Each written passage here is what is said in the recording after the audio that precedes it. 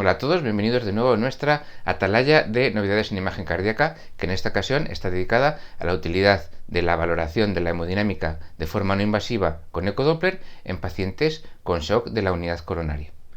Todos los que hemos hecho guardias en la unidad coronaria tenemos metido como reflejo profundo que el paciente que se pone malo hay que valorarlo rápidamente con el eco.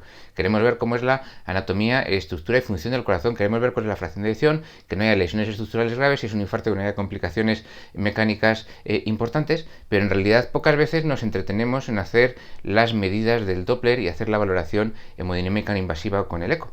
Bueno, pues los autores de trabajo lo que se plantean es esto, si estos parámetros de la valoración hemodinámica con ecodoppler tienen utilidad en el manejo de los pacientes o al menos repercusión en el pronóstico. Entonces, este es un trabajo muy grande de la Clínica Mayo, analizan retrospectivamente los ingresos en la unidad coronaria entre 2007 y 2015 y se quedan con los pacientes que tienen un eco en las 24 horas en las cuales van a hacer el estudio de los parámetros hemodinámicos.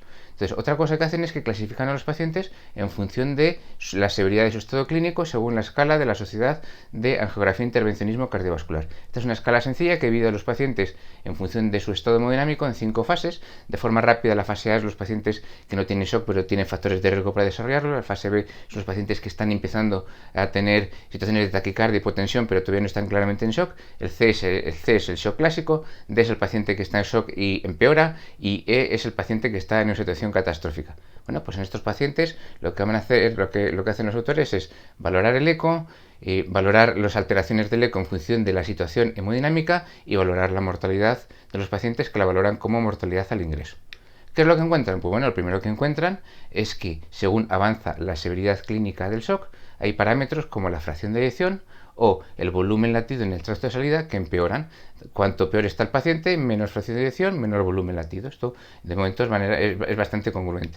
Esta es otra forma de presentarlo con la fracción de eyección. Según el paciente está en una fase más avanzada del shock, los pacientes que tienen disfunción ventricular grave aumentan y podemos ver de manera bastante fácil que según aumenta el estado clínico del shock, según aumenta la fase evolutiva del shock, la mortalidad aumenta de forma exponencial y que para dentro de cada etapa evolutiva del shock, tener mayor o menor fracción de eyección tiene importancia en el pronóstico, de tal manera que tener fracción de eyección mayor o menor del 40% es un marcador importante de lo que le pasa a los pacientes.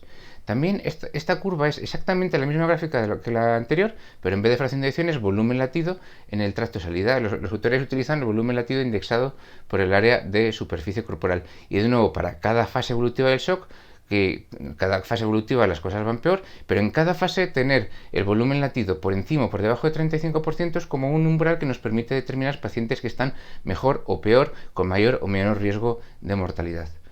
¿Qué es lo que encuentran al final del estudio? Pues que hay varios parámetros que se asocian con el pronóstico de los pacientes. Uno es la fracción de eyección por debajo del 40%, el segundo es la potencia cardíaca por debajo de 0,6 vatios, la potencia cardíaca ya hablamos en otro episodio de la atalaya, el índice de volumen latido por debajo de 35 ml por metro cuadrado, que es este que os acabo de comentar, y la relación entre la E y la E' por encima de 15. Entonces, estos parámetros son tan potentes que los autores dicen que, por ejemplo, un paciente que esté en la fase 2 del shock, que tenga estos parámetros ecocardiográficos de mal pronóstico añadidos, se comportan en pronóstico como si estuviera en la fase 3.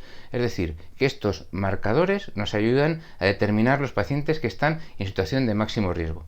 Los autores hacen además un análisis complejo en el cual hacen un modelo multivariado para quedarse con los parámetros más importantes y con los que se quedan al final no es con la fracción de eyección, se quedan con el volumen latido en el tracto de salida indexado y con la relación EE' mayor de 15. El índice de volumen latido indexado es un marcador del gasto cardíaco y de nuevo es una forma de valorar con el eco la perfusión, que es el principal problema en los pacientes que tienen un shock cardiogénico.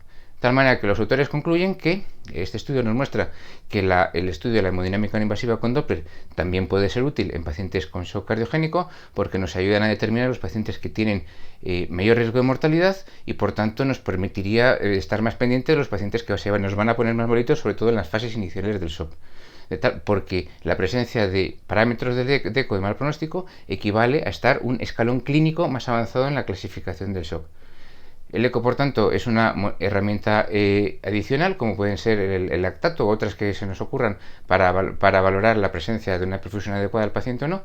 y siempre teniendo en cuenta con todas las limitaciones del mundo que supone hacer una valoración cuidadosa con ecodoppler en un paciente que está malo, en un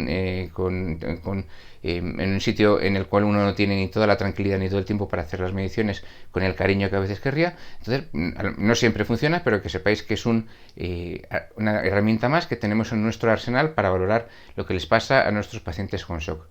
Muchas gracias por acompañarme y os espero en el próximo episodio de nuestra atalaya de novedades en imagen cardíaca.